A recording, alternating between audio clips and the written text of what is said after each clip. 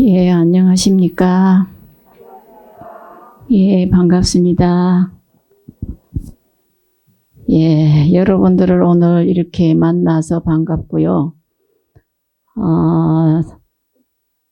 저는 조금 전에 소개받았던 것처럼 수원복령성가대학이라고 스님들을 교육하는 전문 교육기관이 있습니다.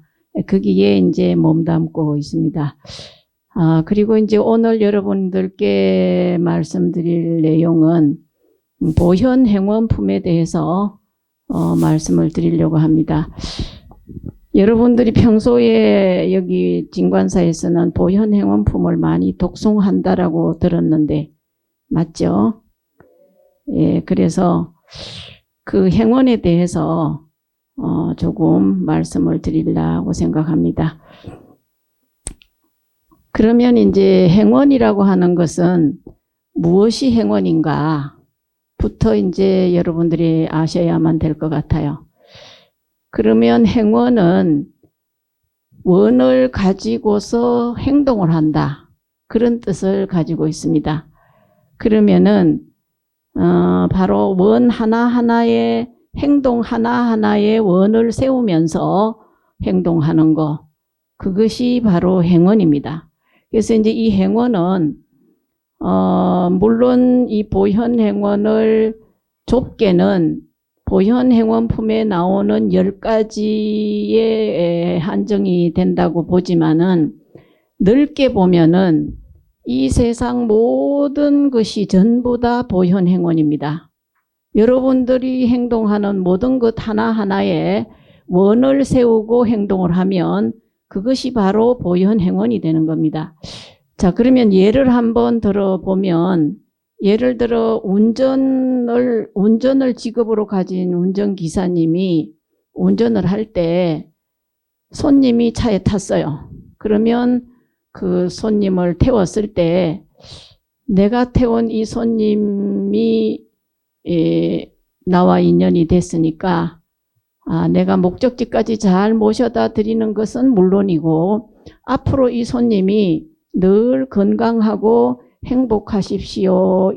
이러한 마음으로 운전을 하고 그분을 목적지까지 모셔다 드리면 그것이 바로 보현행원이에요. 쉽죠? 예, 여러분들은 보현행원이라고 하니까 막 엄청 어렵고 뭐가 막 거창하고 막 이런 것 같지만 이렇게 쉽게 생각해 보면 이 불교는 굉장히 쉽습니다. 쉬운데 원체 이 자료가 8만 대장경으로 저장되어 있다 보니까 여러분이 생각할 때 엄청 어렵다고 생각하세요. 그렇죠? 그러면 이제 이 보현행원은 어디에서 그러면 나왔느냐? 출처가 어디냐? 그건 알아야 되겠죠. 그래서 이 출처는 화엄경에서 나왔습니다. 그래서 화엄경이라고 하는 경전은 굉장히 그 경지가 높은 그런 경전입니다. 분량도 어마어마하게 많고 내용도 굉장히 어려운 그러한 내용인데 이 화엄경을 그러니까 80권 화엄이라고 합니다. 가장 작은 분량이 80권 화엄이에요. 그런데 이 80권의 화엄의 내용을 보현보살님께서 여러분들을 위해서 여러분들이 이 80권 화엄을 다 배우면 너무 어렵고 힘들고 무슨 소리인지 모르니까 여러분들을 위해서 진정한 자비로서 10가지 원력으로 묶어서 생활의 실천에 옮길 수 있도록 만들어 놓은 것이 보현행원이에요. 그래서 이제 이 10가지 행원이 쭉 나오게 되는데 또 10가지라고 하니까 여러분들이 또 마음에 부담이 돼요. 10가지를 내가 다 못하면 어떡하나. 그런 걱정 안 하셔도 돼요. 10가지 다 못하면 한 가지만 해도 되고 10가지를 또 다 하면 되고 근데 10가지 다 어렵지 않습니다. 하면 됩니다.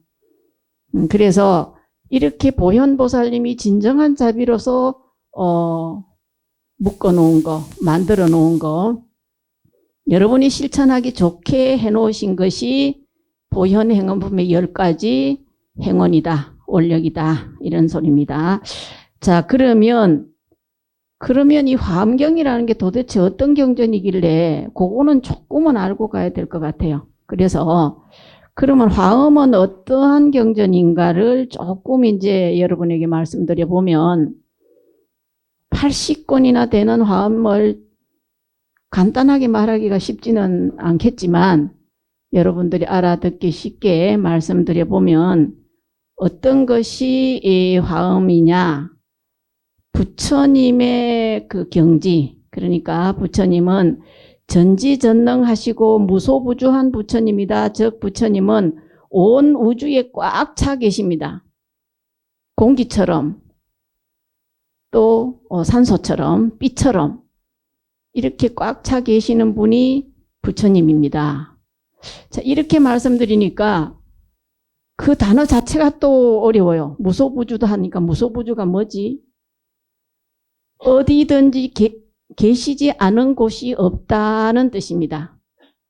그럼 이렇게 말씀드리면 여러분이 이해가 잘 안 돼요. 자, 그래서 이해가 되게끔 제가 말씀을 드리려고 합니다. 이 우주가 우리가 살아가는 이 모든 것들 산, 강, 물, 집 이 모든 우리가 눈으로 볼 수 있는 것 또는 볼 수 없는 것 전체를 다 통틀어서 물질이든지 물질이 아니든지 간에 이 우리가 살아가는 공간에 만들어진 모든 것을 무엇으로 만들어졌는가를 한번 생각해 보면은 물질은 전부 다 여러분들이 보는 이런 물질이죠.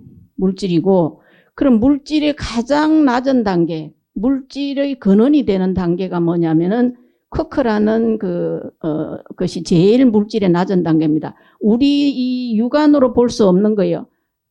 아주 몇만 배나 되는 작은 것을 볼 수 있는 현미경으로 보아야만 볼 수 있는 그러한 물질의 가장 낮은 단계. 지금은 쿼크보다 더 밑에 낮은 단계를 지금 개발해냈다고 합니다. 그래서 그 쿼크라는 단계의 물질을 어떤 마음으로 바라보느냐에 따라서 물질로도 보이고 에너지로도 보인다. 자, 물질로 보였다가 에너지로 보였다가 한다는 겁니다. 그러면 이 우주가 만들어진 우리가 눈으로 볼 수 있는 것 말고 정신적으로도 그렇고 모든 만들어진 것이 전부 다 에너지로 만들어진 겁니다. 이것도 지금 거시화되어서 제가 지금 만지고 있는 이 지금 탁상 또는 도자기, 컵, 여러분들이 입고 있는 옷 전부 모든 것이 전부 다 거시적인 것이지 미시적인 것으로 들어가 보면은 에너지로 만들어졌다. 그럼 이 에너지라는 것은 그럼 어디에서 생겨났느냐? 즉 부처님이란 분은 어떤 분이 부처님이냐? 부처님은 에너지입니다. 에너지 자체예요. 그러면 일체 우주가 에너지로 만들어졌다면은 부처님으로 만들어졌다. 부처님의 기운으로 만들어졌다. 이렇게 볼 수 있는 거죠. 그런 입장에서 본다면 산도 강도 물도 다 부처님인 겁니다. 그래서 여러분들 그 찬불가에 그런 가사가 있잖아요. 산도 강도 강물도 부처님 모습. 그런 찬불가 있습니다. 여러분 한번 찾아보세요. 들어보시기도 했을 겁니다. 그래서 그러한 원리이기 때문에 이러한 노래를 만들 수 있는 겁니다.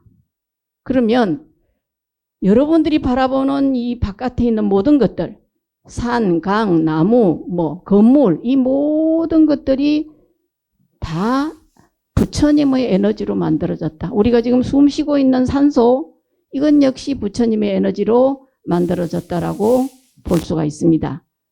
그렇다면 일체가 다 부처님이다. 가능하죠.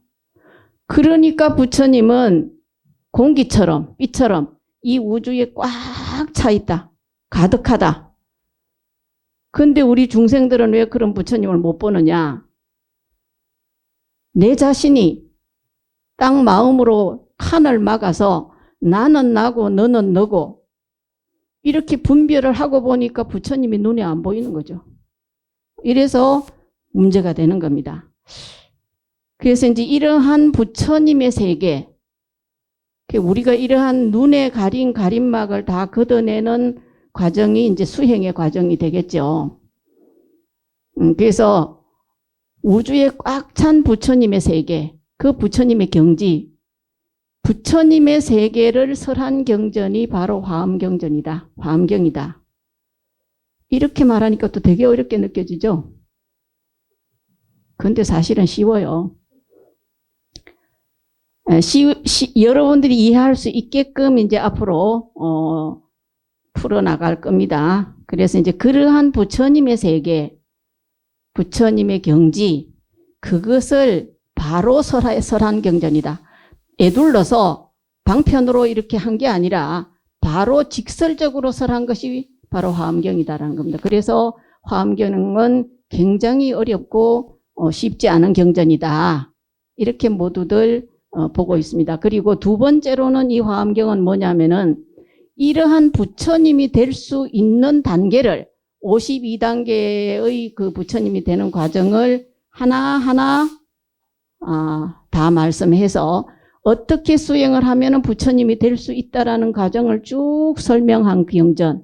그래서 이 두 가지 뜻을 가진 것이 바로 이 화엄이라는 겁니다. 그래서 이 화엄은 자파음식이다라고 표현을 합니다. 자파음식은 아주 여러 가지 꽃으로 장엄을 했다 그런 뜻이에요. 여러분이 지금 그 설악산이라든가 금강산이라든가 이런 산이 굉장히 아름답다라고 들어보셨을 거고 또 직접 가보신 분도 계실 거예요. 그럼 설악산이나 금강산은 저도 못 가봤습니다만은 설악산 같은 데를 가보면 아주 단일하게 한 가지 바위만 있다든가 한 가지 나무만 있다든가 꽃도 한 가지 꽃만 있다. 그러면 장엄스러울까요? 바위가 있어도 그냥 밋밋한 바위가 쭉쭉쭉 서 있다. 그러면 안 좋아 보이겠죠? 바위가 굴곡이 있고 큰 바위도 있고 작은 바위도 있고 그 사이사이에 또 나무가 나서 자라고 그 기기묘묘한 모습, 그 사이에 또 그 소나무 같은 것도 아주 그 산이 높으니까 크게 자란 게 아니라 조그맣게 바위 틈에서 나서 자란 이러한 모습들이 서로 모여서 그렇게 아름답고 거대한 모습을 우리에게 선사하는 거잖아요. 그러니까 하나하나 이 세상에 존재하는 모든 것들, 저기 여러분들이 밟고 다니는 꽃, 그런 꽃들도 그 꽃들에게 여러분이 피지 마라 이러면 안 피나요? 핍니다. 발로 밟고 다녀도 피어요. 필꽃은 다 핍니다. 또 피라고 막 애를 써도 지가 필 때가 돼야 피지 안 펴요. 그런 것처럼 우리가 살아가는 이 세상에 지금 이 법당 안에 계시는 여러분들 모습이 다 각자 모습이 다 달라요. 눈, 코, 입, 귀는 다 있지만은 그것이 다 모습이 다르게 달려 있어요. 그러니까 다 각자 이렇게 구분을 하죠. 아, 이분은 이분이고, 이분은 김씨고, 이분은, 뭐, 이시고, 막 이렇게 구분을 할 수가 있고, 각자 나름대로 다 다르기 때문에 또 그만한 또 그것이 장엄이 되는 겁니다. 그래서 여러분들이 저 정원, 장엄이 잘 돼 있다고 아주 좋다고 꽃 구경하러 가는 이런 정원에 가보면 여러 가지 꽃이 다 한 곳에 이렇게 잘 꾸며져 있으니까 그 정원이 아름다워 보이는 것과 똑같습니다. 그래서 여러분 각자가 나름대로 결혼하고 자식 놓고 다 나름대로의 뭔가를 이루고 살고 있어요. 그것이 한 사람 한 사람이 다 꽃이라는 거예요. 그래서 이 세상 삼라만상의 모든 것이 그렇게 나무뿐만 아니라 모든 것이 그렇게 하나를 형성하고 있는 꽃과 다름이 없다. 자, 여러분이 지금 진관사에 와서 계시는데 진관사에 오시면 대웅전이 있고 또 옆에 견물이 있고 이렇게 딱 어울러져 있으니까 참 좋아 보이지. 만약에 대웅전만 하나 덩그랗게 있고 아무것도 없다. 보기가 안 좋죠. 그와 같다. 그래서 이 세상에는 착한 사람도 있고 악한 사람도 있고 못난 사람도 있고 잘난 사람도 있고 수많은 그러한 것들이 전부 다 하나의 어떤 것을 이루고 있기 때문에 그 하나하나가 다 꽃이다. 그래서 그러한 자파 음식으로 꾸며진 거다. 그러니까 한마디로 말하면 이 화엄은 이 세상의 우주가 돌아가는 모든 원리, 중생이 살아가는 모든 근본, 이런 것을 하나하나 다 자세하게 밝혀놓고 말씀하신 경전이다. 그런 뜻이에요. 그래서 이 화엄은 정말 높고 깊은 그런 경전이고 좋은 경전입니다. 자, 그런데 자, 이렇게 우리가 이제 그 좋은 경전을 배우면서 왜 그러면 보현행원을 우리가 지금 배워야 되느냐? 조금 전에도 말씀드렸던 것처럼 이 화엄은 부처님이 되는 길을 알려준 경전이다라고 말씀을 드렸습니다. 그래서 이 10가지 행원 속에 부처님이 될 수 있는 방법을 여러분들이 실천할 수 있게끔 보현보살님이 만들어서 설해 놓으셨다 했죠. 그래서 여러분이 행원을 듣게 되면 듣고 그 자리에서 한 가지라도 실천하면 여러분은 그 자리에서 부처가 되는 겁니다. 그래서 이 화엄경과 다른 경전의 차이가 뭐가 있느냐면은 다른 경전은 3아성직업을 수행을 해야만 부처가 된다라고 말씀하고 계세요. 그런데 화엄경전은 그렇지 않습니다. 바로 행원을 실천하면 너가 그 자리에서 바로 부처님이다. 이렇게 말씀하고 계세요. 그래서 화엄과 법화경은 그래서 불교의 가장 제일 윗단계에 있는 경전이고 불교의 꽃이고 불교를 대표하는 가장 높은 경전이다. 이렇게 평가를 합니다. 그래서 왜냐하면 보현행원을 실천하는 그 마음이 바로 부처님 마음이고 또 보현행원을 생각하는 그 마음이 바로 부처님 마음이지 부처님 마음이 따로 있는 게 아니거든요. 그러니까 그렇게 말씀을 하시는 겁니다. 자, 그러면 여러분들이 이제 이 보현행원을 잘 들으면 부처님이 될 수 있는 길이 열립니다. 그래서 이제 이 부처님이라는 경지를 우리가 부처님이 되고 싶어 하고 되려고 모두 우리 스님들은 이렇게 직접 머리 깎고 이제 수행하려고 뛰어든 분들입니다. 그런데 세속에 계시는 여러분도 열심히 하면 얼마든지 바로 부처님이 될 수가 있어요. 그것이 바로 이 보현행원이다 이 말이죠. 그래서 그러면 부처님은 왜 돼야 되느냐? 스님들 생활하는 거 보면 굉장히 힘들어 보이고 아이고 새벽에 그렇게 일찍 일어나서 스님들이 예보를 하고 수행하는 게 힘들어 보이고 이래서 우리 불자님들은 따님이나 아드님이 출가한다 하면 아주 그냥 질색을 하고 말립니다. 그렇죠? 그래서 이번에 저희 복령사에서 이제 이 스님들의 그 부모님을 초청해다가 템플 스테이를 했습니다.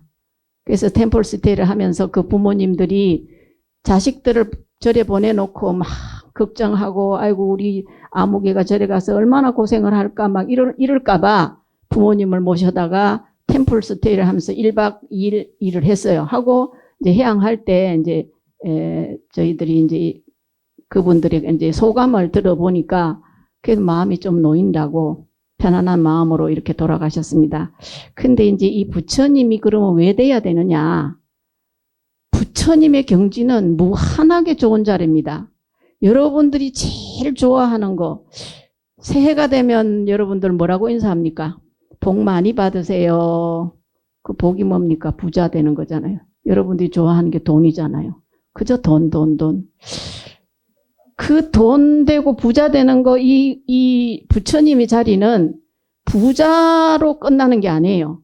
부처님은 십자제를 가진 분입니다. 그러니까 부처님의 경지가 뭐 더 이상 많은 게 있지만은 여러분이 제일 좋아하는 게 이 물질이고 부자예요. 돈이고. 그죠? 그러니까 그 부분을 이제 말씀을 드리는 겁니다.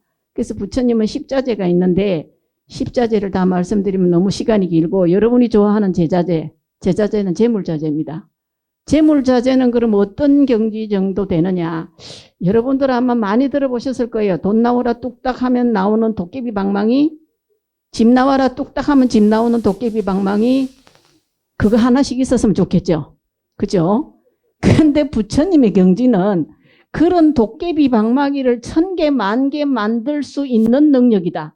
그러면 생각이 되겠죠. 얼마만큼 마음대로 할 수 있는지. 그죠? 예? 온 우주에 있는 이 재물은 당신이 마음대로 지락펴락할 수 있다. 어느 정도냐? 과거의 것을 끌어올 수도 있고 미래의 것을 끌어올 수도 있고 이런 능력이 부처님 자리입니다. 그런 부처님 자리 여러분들 한번 돼보고 싶지 않으세요? 돼보고 싶죠? 그러면 이제 정신 바짝 차리고 잘 들으셔야 돼요. 자, 그래서 제자재만 있는 게 아닙니다. 부처님 자리는. 제자재만 있으면 뭐 별 그게 없죠. 근데 제자재만 부처님 자리에 있는 게 아니라 뭐가 있느냐 하면은 수명자재도 있고, 수명자재는 죽고 싶으면 죽고 살고 싶으면 살고 마음대로 하는 거. 또 수생자재입니다. 어디에 태어나고 싶다. 나는 극락세계 태어나고 싶다. 그럼 극락세계 태어나고. 지옥에 가서 중생을 좀 제도해야 되겠다. 그러면 지옥에 태어나고. 대지를 제도하겠다 하면 대지로 태어나고. 제도를 다 마치고 나면 또 떠나고. 마음대로 하는 거예요. 근데 여러분 죽는다 그러면 벌벌 떨고 그냥 안 죽으려고 야단이 나고 뭐 병원에 가서 암이라는 소리만 들으면 그냥 울고 불고 야단 나잖아요. 그럴 게 하나도 없는 겁니다. 그러니까 이 부처님 자리라는 것이 그만큼 좋은 자리가 부처님 자리입니다. 자, 그렇기 때문에 이 보현행원을 공부한다라는 것은 한량없는 공덕이 있다라고 합니다. 어느 정도로 공덕이 있느냐. 여러분들 보현행원을 읽으셨다니까 거기 원문에 보면은 보현행원의 소리를 귀로 스치기만 해도 무한한 공덕이 있다고 나오고 있습니다. 어느 정도로 있느냐. 수많은 억급 동안 수많은 사람을 셀 수 없이 수많은 사람과 부처님을 공양한 공덕보다 보현행원을 듣는 것이 더 공덕이 크다. 또는 대방광불 화엄경이라는 구절만 들어도 절대로 사막도에는 떨어지지 않는다. 실제로 이제 그런 것을 경험한 것이 이제 조선시대에 있었는데 그 이야기까지 하면 너무 여러분들이 또 시간을 너무 잡아먹는 것 같아서 그것은 생략을 하고 넘어가겠습니다. 그래서 그러면 이렇게 공덕이 크다라는 것을 여러분들이 믿지를 않아요. 왜? 설마 하니 그러려고. 아이고 난 못 믿어. 그렇게 공덕이 크다고 하는데 나는 못 믿는다. 자, 그러면 그 못 믿는 것을 그러면 과학적으로 한번 이야기를 해봅시다. 생각의 비밀이라는 게 있는데 뭐냐면은 생각은 성공을 여는 열쇠입니다. 이제 보통 성공을 한 사람들의 공통점을 평균을 내보니까 정확한 목표와 그것을 이룰 수 있다. 나는 할 수 있다라는 신념을 가진 사람이 모두 성공을 했더라는 거죠. 근데 이제 이 생각이라는 것은 머리 속에만 있는 게 아니고 물리적인 힘이 있어요. 우리는 생각을 하면 이건 뇌의 작용이다 이렇게 말을 하는데 뇌의 작용뿐만 아니라 이것이 물리적으로 현상적으로 나타납니다. 그 나타난 것을 제가 지금 말씀을 드리겠습니다. 뭐냐? 자, 여러분들이 지금 여기 대웅전에 앉아 계시는데 대웅전을 지은 분이 대웅전을 지으려고 설계를 하고 어떻게 몇 평짜리 대웅전을 무엇으로 소재는 나무로 하고 어떻게 짓겠다. 설계를 해서 지었을까요? 그냥 뭐 막무가내로 지을 수 있었을까요? 설계를 했죠. 설계가 뭡니까? 바로 우리 생각에서 나온 거잖아요. 그리고 여러분들 그 노래 있잖아요. 뭐 저 푸른 초원 위에 그림 같은 집을 짓고 살고 싶다. 그게 뭡니까? 그렇게 살고 싶으면 그렇게 자기가 마련을 해서 살면 되는 거예요. 그렇죠? 그게 생각이 현실로 나타난 경우입니다. 여러분들이 앉아서 지금 법당에 부처님이 제가 지금 등을 지고 있습니다만 여러분도 부처님을 뵙죠. 부처님도 저러한 부처님을 이렇게 모셔야 되겠다라고 생각한 사람의 머리 속에서 나온 것이 바로 이 부처님의 모습이고 이 진관사의 이 정원이나 이 건물 배치 또는 뭐 템플 스테이라며 모든 여러분들이 눈으로 보는 이 모든 것들은 어디서 나왔어요? 사람의 생각에서 나온 겁니다. 그러니까 사람의 생각은 물리적으로 나타날 수가 있다 없다? 있습니다. 이것이 증거예요. 그러면 여러분들이 보현행원을 듣고 아, 내가 이렇게 하면 부처님이 될 수 있다 라고 했으니까 바로 실천에 옮기면 바로 그 자리에서 여러분 부처님이 될 수 있을까요? 없을까요? 있어요.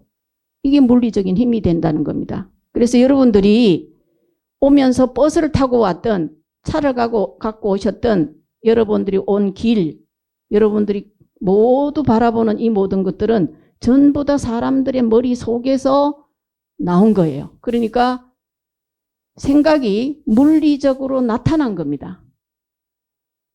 그렇게 본다면 우리가 생각을 달리 먹는 게 얼마만큼 달라지는가가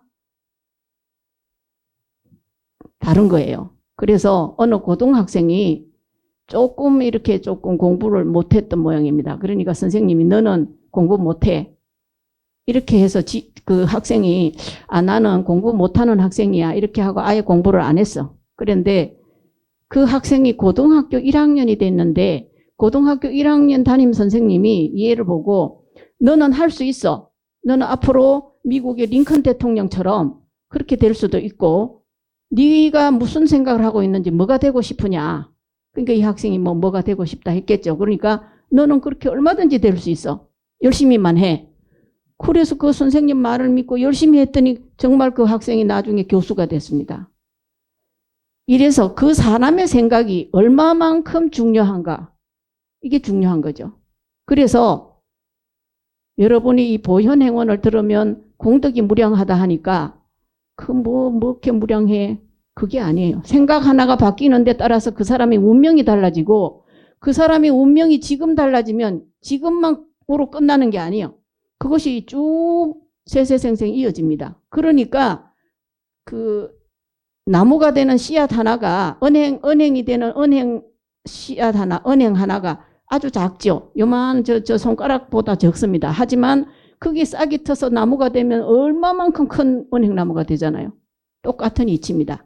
여러분들 마음에 부처님의 씨앗을 심고 그것도 심기만 하는 게 아니라 바로 내가 실천을 하면 바로 내가 지금 부처님의 행동을 하고 그렇게 부처님을 행동을 하면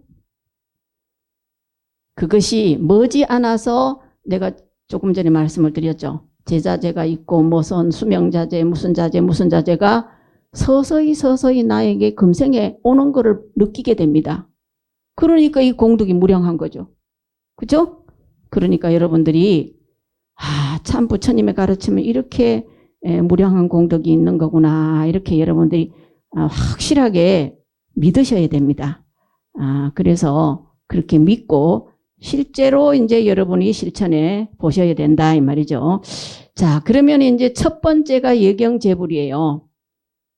10가지 원력 중에 첫 번째가 예경제불인데 예경제불이라고 하면은 그럼 제불께 예경을 한다. 그럼 제불은 무슨 뜻이냐? 모든 부처님이란 뜻이에요. 모든 부처님. 그래서 대성이시여 어떻게 예경하면 되겠습니까? 라고 했는데 이것이 요점입니다. 그럼 제불께 예경을 하는데 어떤 부처님께 어떻게 예경을 해야 되느냐? 이것이 요점이죠. 그래서 그러면 모든 부처님은 어떤 분이 모든 부처님이고 부처님이냐 이걸 이제 먼저 알아야 되겠죠. 그래서 여러분이 지금 대웅전에서 법문을 듣고 있는데 지금 대웅전에 모셔진 우리 부처님께 계속 몸으로 절만 하면 예경제불이 되는 걸까요? 물론 그것도 예경제불입니다만은 우리가 이제 먼저 예경제불의 진정한 예경제불을 이제 좀 알아야만 되겠습니다. 그래서 물론 대웅전에 계신 부처님도 부처님이지만 화엄경에서 보현행원품에서의 말하는 제불은 모든 부처님은 일체 유정, 무정, 두두물물 법계에 존재하는 모든 것이 제불입니다. 앞부분에서 말했죠. 일체 모든 삼라만상이 에너지로 만들어졌는데 그 에너지가 부처님의 에너지다. 그렇게 말씀드렸습니다. 그러니까 유정, 무정 모든 게 부처님이다 이 말이죠. 그래서 이 우주는 비로자나 법신 부처님 자체이고 바로 불국토입니다. 그래서 이 우주에 존재하는 모든 것이 부처님이란 것을 우리는 가슴 깊이 뜨겁게 받아들여야 돼요. 그래서 형상적인 부처님이 아니라 진정한 법신부를 우리는 친견할 수 있어야 되고, 문자나 음성의 법문이 아닌 실제 살아있는 생명의 법문을 우리는 들을 수 있어야 된다. 여러분이 마음을 열면 그러한 진정한 부처님을 만나 뵐 수 있는 겁니다. 그래서 이제 우리가 아침마다 칠정례를 합니다. 또는 이 사시의 여러분들 조금 전에도 기도를 올리면서 칠정례를 하셨을 텐데, 그렇게 예경하는 우리가 그 칠정례는 부처님 형상에 예경하는 것이 아니고 부처님의 성품, 부처님의 마음, 즉 지혜로 널리 우주에 두루하신 그러한 유정무정 모든 것들의 부처님의 성품이 들어있다는 것을 우리가 생각하고 일체 모두가 부처님이다라는 그 마음으로 하는 것이 진정한 예경제불이 되는 겁니다. 그래서 우리가 부처님께 예경하는 것도 우리가 공덕을 짓겠습니다 하는 이런 발언인 것이고, 또 우리가 부처님께 이 예경하는 것은 우리 모두에게 본래 갖추어져 있는 무한 공덕을 전부 다 겉으로 드러날 수 있게끔 하는, 그러한 상대방과 나를 존중하는 그러한 마음으로 예경을 하는 것이 진정한 예경이다 이 말이죠.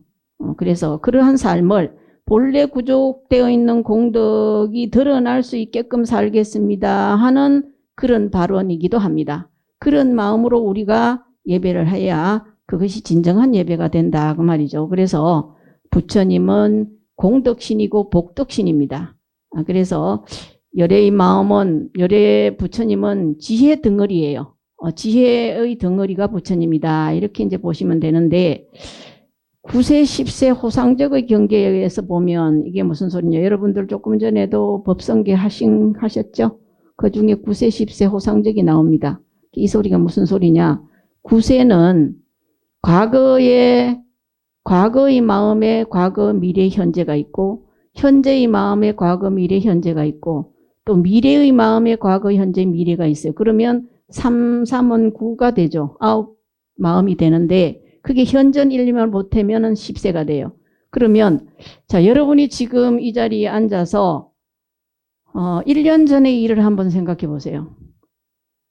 생각해 보셨어요? 생각해 보셨죠?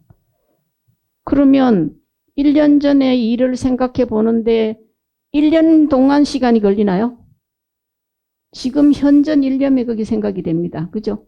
그러면 내가 한 달 후에 우리 딸 예식장이 있어. 예식. 결혼을 시켜야 되는데 그 결혼식장이 뭐 어떻게 나는 딸을 어떻게 결혼을 시켜야지 이런 생각 하실 수 있죠. 그러면 그 시간 동안 그만큼 시간이 돼야 그걸 생각할 수 있나요? 지금 당장 생각할 수 있죠. 그러면 과거의 생각과 미래의 생각 이 모두가 지금 현전 일념에 적혀 있다 소리는 바로 하나다 이 말이죠. 그렇죠? 하나입니다. 맞죠? 그래서 9세 10세 호상적의 경지에서 보면 우리가 예배하는 이 예경은 나의 미래불이, 내가 앞으로 부처가 될 거니까, 그렇죠? 나의 미래불이 나의 현재 나를 제도하는 겁니다. 그게 무슨 소리냐? 내가 앞으로 부처가 될 수 있으니까 그 희망을 가지고 우리는 수행을 하니까 내가 지금 수행을 하고, 수행을 안 하는 여러분도 이렇게 하면 부처님이 될 수 있다니까 나는 나쁜 습관은 버리고 좋게 행동하고 다른 사람을 대할 때도 부처님처럼 대하고 이래야 되겠다. 이러니까 과거 미래불이 나를, 현재 나를 제도하는 거나 같고, 또는 내가 나에게, 나의 미래불에게 예경하는 것과 다름이 없습니다. 그래서 우리가 부처님을, 법당에 부처님을 모시고 예경을 하니까 다른 종교에서는 우리를 비방을 해요. 부처님 등상불 모셔놓고 예경한다고 비방을 하는데 우리는 전혀 그게 아닙니다. 그걸 여러분들이 아셔야 돼요. 그래서 우리가 이제 그러한 그 생각으로 예경을 하는 건데, 그러면은 부처님의 모습이나 이 자비언에는 특별한 모습이 아니에요. 별다른 세계에 있는 것이 아니고 여러분들 곁에 있는 부모님이나 스승과 남편, 부인의 모습으로 항상 나와 함께 살고 있고 또 서로를 위하고 사랑하는 일상생활 가운데에 부처님의 자비연애가 여러분에게 베풀어지고 있는 겁니다. 그리고 또한 부처님의 법문은 우리 일상생활 가운데 한없이 설해지고 있는 거예요. 부모가 자식에게 공부해라, 이러면 안 된다, 저러면 안 된다, 이게 전부 다 부처님 법문입니다. 또 남편이 여러분에게 또 뭐라 하고 또 여러분이 남편 뭐 술 많이 잡숫고 하면 술 많이 잡숫지 마세요, 잔소리하고, 이 모든 것들이 전부 다 부처님의 설법이다 이 말이죠. 따로 떨어져 있는 게 아니다 이 말입니다. 그래서 이것을 이제 또 풀어서 말씀을 드려보면, 여러분의 가정에 남편 되시는 분은 남편 부처님이고 아내 되시는 분은 아내 부처님, 따님은 따님 부처님, 아들은 아들 부처님, 어머님 아버님은 어머니 아버님 부처님입니다. 그리고 일체처 일체곳에서 만나는 모든 분들이 모두 부처님이세요. 근데 여러분은 어떻게 대합니까? 부처님으로 대하지 않으니까 문제가 생깁니다. 오늘 당장 집에 가서 남편을 부처님으로 모셔보세요. 그 남편도 여러분에게 부처님처럼 대합니다. 그러면 지금 당장 행복해지는 거예요. 맨날 남편하고 싸우고 술 먹는다고 티중 부리고 이러지만 여러분이 부처님처럼 남편을 모셔보세요. 모셔보면 달라집니다. 그래서 조선시대에도 보면 부인이 말하자면 조금 성격적으로 문제가 있는 그런 분하고 아주 높은 선비가 결혼을 했는데, 이 부인이 맨날 그야말로 말할 수 없이 행동도 거칠고 말도 거칠고 그 선비 입장으로 볼 때는 막 엄청 마음에 안 들어요. 그래가지고 맨날 이제 그 선비가 부인을 이제 야단칩니다. 이거는 당신은 왜 이걸 이래 하냐, 저게 하냐, 하도 그러니까 이제 부인은 또 남편이 하도 잔소리 하니까 싫어가지고 계속 싸우는 거예요, 맨날. 예? 집안이 조용할 날이 없어. 그랬는데 어느 날 이 남편이 글을 또 보다 보니까 모두가 다 착한 성품을 가지고 있다, 이런 글귀를 보게 됐어. 그래서 우리 부인도 참 착한데 내가 뭘 잘못하는 게 아닌가 싶어서 그때부터 남편이 부인한테 자꾸 절을 하는 거예요. 그러니까 부인이 당신 그렇게 나한테 그냥 잔소리하고 하더니 왜 이렇게 갑자기 절을 하냐고, 미쳤냐고 막. 그래도 자꾸 절을 하거든요. 그래서 3개월이 지나가니까 이 부인이 남편이 자꾸 그렇게 절을 하니까 미안해서 부인도 따라 절을 한 거예요. 그러다 보니까 부인의 마음이 바뀌었습니다. 그래서 그 다음부터는 싸우지 않고 잘 살았다는 소리가 있는데, 여러분이 남편을 대할 때도 부처님처럼 대하고 자식을 대할 때도 부처님처럼 대하고 모든 사람을, 어머니 아버지를 대할 때도 부처님처럼 대한다면 여러분의 생활은 지금 당장 행복해지는 거예요. 멀리 쳐다보고 멀리 따라갈 거 없어요. 시간이 지나고 그럴 일이 전혀 없다 이 말이죠. 예경재불만 한 가지만 잘해도 여러분은 그 자리에서 행복한 가정을 만들 수가 있습니다. 그래서 우리가 모든 것을 부처님으로 대하고, 그래서 경전에 보면 눈앞에 대하듯 깊은 믿음으로 대하라 그랬어요. 여러분은 부처님으로 대하라 하니까 부처님으로 안 대하고, 설마 부처님이라고 저렇게 그냥 엉망인 사람이 어떻게 부처님이냐 이렇게 생각하지만, 그 모든 한 분 한 분이 다 부처님이란 것을 깊은 믿음으로 대하라는 거예요. 그렇게 대하면 여러분이, 그렇게 대하는 여러분 마음이 부처님이고, 또 그런 부처님 대접을 받는 분은 마음이 또 부처님을 닮아갑니다. 이렇게 해서 여러분도 부처가 되고 상대방도 부처님을 만드는 그러한 것이 바로 이 예경재불의 가르침입니다. 그래서 사람을 부처님처럼 공경하고 본질적으로 상대방과 내가 둘이 아니다라는 생각으로 대한다 이 말이죠. 그러면 내가 하기 싫은 것은 다른 사람에게도 하게 하면 안 되겠죠. 내가 존중스러우면 다른 사람도 존중해 줘야 된다 이 말이죠. 그래서 공경이라고 하는 것은 만행의 근본이 되는 거예요. 그리고 모든 인간관계에 있어서 이 공경이 들어가지 않으면 관계가 아주 소홀해집니다. 그래서 개인과의 성장이나 자연과의 친화나 이런 것들이 전부 다 공경에서 시작이 되는 거예요. 우리가 이 자연 환경을 함부로 했기 때문에 지금 오존층이 파괴가 돼서 지금 뭡니까 이 기후도 제대로 돌아가지 않고 지금 이제 지금부터라도 시작이 돼서 앞으로는 아주 점점 더 아마 이 어려운 기후가 오고 공기도 나빠지고 물도 안 좋아지고 지금 그것을 지금 전 세계 사람들이 지금 다 당하고 있습니다. 그것이 우리가 이러한 유정무정을 함부로 대했기 때문에 나타나는 결과입니다. 그래서 우리가 이러한 공경하는 마음을 갖고 있지 않으면 상대방을 소홀하게 여긴다 이 말이죠. 그래서 이 세속분들 보면 옷이라도 좀 번듯하게 입고 그 뭡니까 명품 가방이라도 들은 사람은 좀 이렇게 좀 괜찮게 보고 좀 시원찮게 입었다 좀 시원찮다 싶으면 무시하고 이게 이제 일반화돼 있잖아요. 근데 이제 그러한 모든 사람을 부처님으로 대했을 때 바로 여러분에게 부처님의 경지가 열리는 겁니다.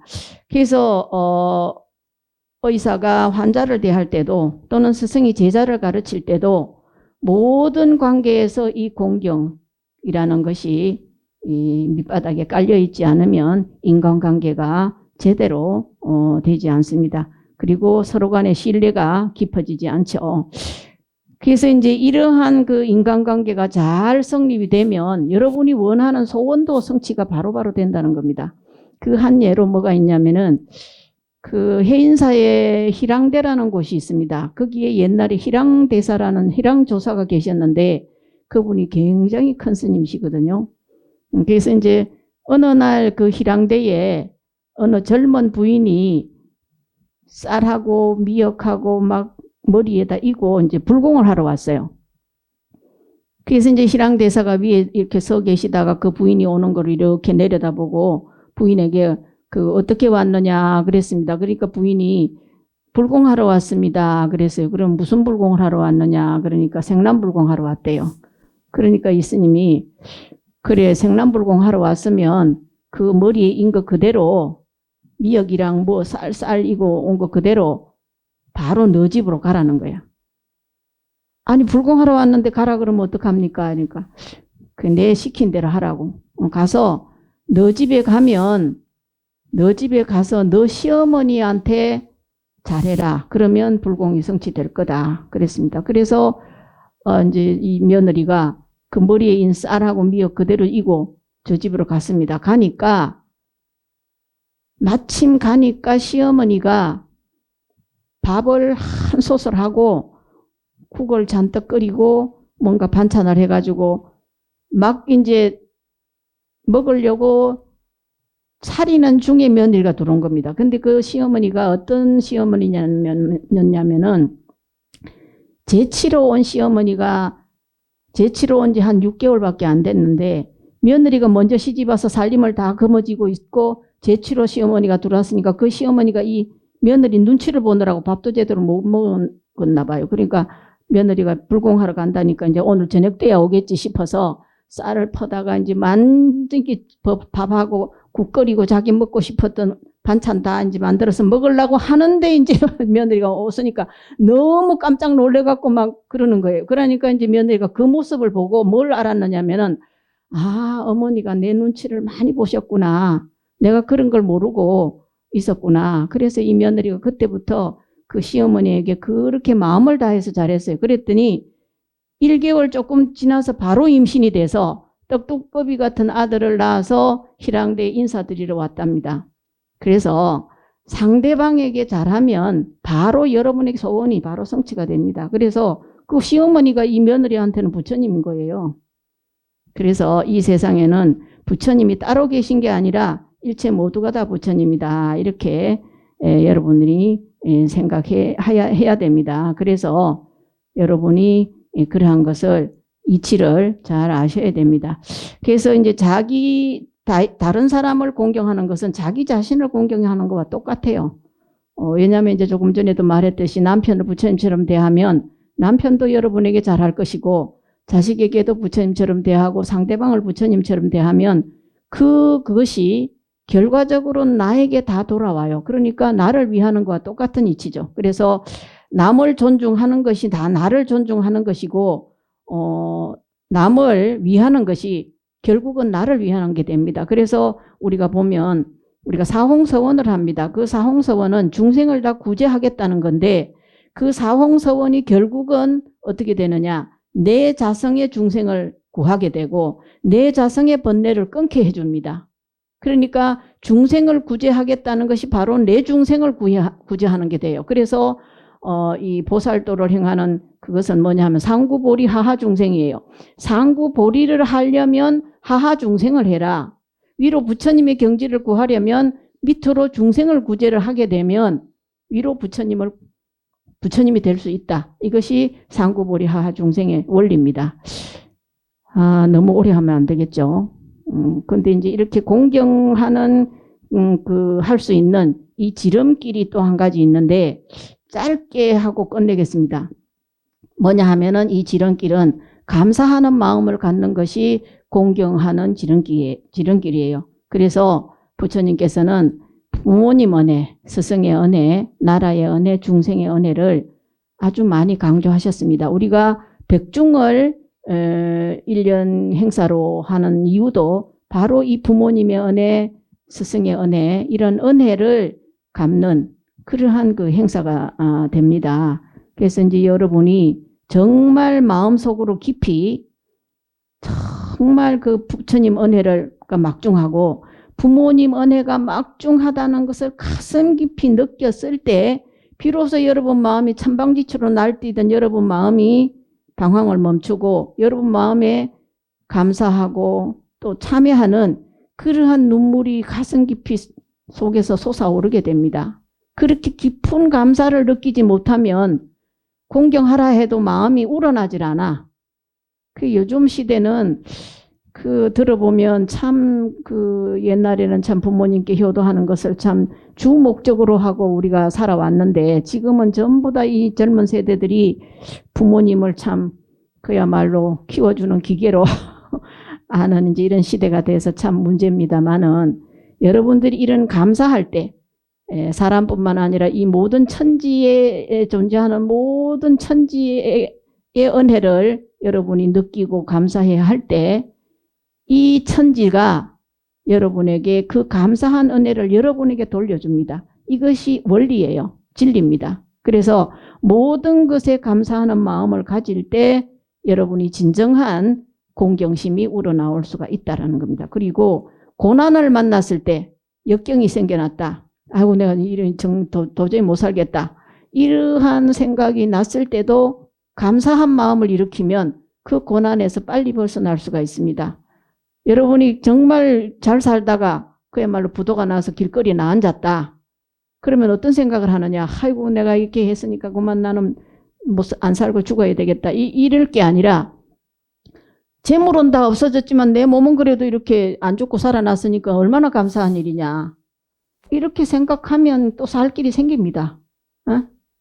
그래서 그 부산에 실제로 통도사 경봉 큰 스님 살아계셨을 때 부산에 어느 큰 대보살이 있었는데 그 보살이 그 부처님을 신봉하고 정말 깊은 불자였는데 사업을 아주 크게 했어요. 해다가 부도가 났어. 부도가 나니까 살 길이 없다 싶어서 이제 태종대에 가서 빠져 죽으려고 태종대에 밤에 가서 바위 위에 또 올라앉았는데 가만히 생각해 보니까 빠져 죽는 것도 뭐 그렇지만 좋지만 경봉 큰 스님께 가서 법문 한번 듣고 빠져 죽어도 늦지 않겠다. 이런 생각이 들었다는 거예요. 그래서 내려와서 이제 그 다음날 경봉 큰 스님을 찾아가서 이제 자기 이야기를 쭉 했죠. 그래서 제가 죽으려고 했다. 그러니까 경봉 큰 스님 뭐라고 하신지 압니까? 네 평양에서 내려왔지? 예, 그렇습니다. 내려올 때 뭐 갖고 내려왔나? 아무것도 손에 아무것도 든 것 없이 맨몸으로 내려왔습니다. 그래, 그때 생각하면 지금 니는 그러면 맨몸이냐 뭐가 좀 있나? 예, 그에 비하면 지금 뭐가 있습니다. 뭐가 있노? 재물은 다 없어졌지만 자기가 그동안 쌓아놓은 신용, 다른 회사와 거래했던 거래처의 모든 신용이라든가 이런 건 남아있는 거예요. 그러면 평양에서 내려올 때보다 네가 부자 아이가. 근데 뭘 죽으려고 그러냐. 생각해보니까 그래요. 그래서 다시 살아서 다시 사업을 일으켜서 큰 부자가 돼서 불사도 많이 하고 그러다가 갔습니다. 그래서 우리가 감사한 마음을 일으킨다면 여러분들은 그 자리에서 바로 행복해지는 거예요. 여러분 정말 뭐 먹을 끼니 때가 없다. 다음에 뭘 할 게 없다. 아무것도 물질은 없어도 내 몸은 멀쩡하다. 그러면 그것만 해도 감사한 일이죠. 여러분들이 뭐 엄마 뱃속에 나왔을 때 나올 때 뭐 들고 왔습니까? 옷 들고 왔어요? 아니면 뭐 들고 왔습니까? 들고 오신 분 손 한번 들어봐요. 아무것도 안 들고 왔죠? 그럼 지금 부자지 뭐. 그렇게 생각하면 여러분들은 너무 감사한 일입니다. 이렇게 살아 숨쉬는 자체가 감사한 일이고 여러분들이 이렇게 걸어 다니는 거 이게 바로 기적이에요. 응? 아침에 일어나서 걸어 다닐 수 있다. 숨 쉴 수 있다. 이것만 해도 기적인데 뭘 더 바래요? 응? 바라는 게 문제지. 그죠? 그 마음만 버려도 벌써 여러분은 행복한 자리에 있는 거예요. 아셨죠? 자, 그러면 오늘은 여기까지 하겠습니다. 박수 받고 더 하면 안 되죠. 그죠?